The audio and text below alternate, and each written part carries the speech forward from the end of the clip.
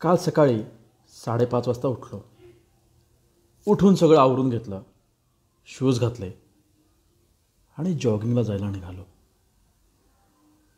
6 ते 7 किलोमीटरचं जॉगिंग पूर्ण केलं नेहमीप्रमाणे. जॉगिंग झाल्यानंतर व्यायामाला सुरुवात केली. पहिला व्यायाम सुरू केला तो म्हणजे जागेवर उड्या मारणे. मी जागेवर उड्या मारू लागलो.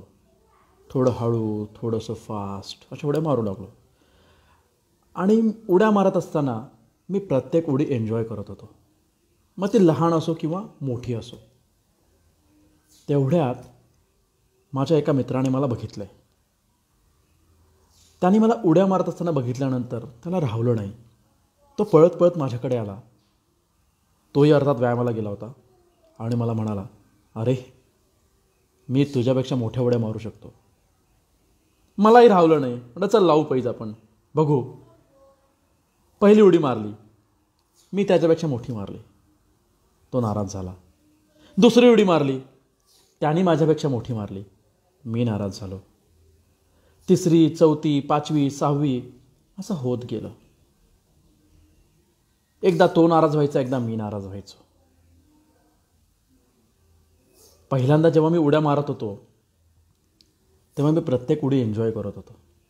मी प्रत्येक उडीचा आनंद घेत होतो, कारण मी स्वतः माझे गोल सेट केले होते आणि त्याप्रमाणे उड्या मारत होतो.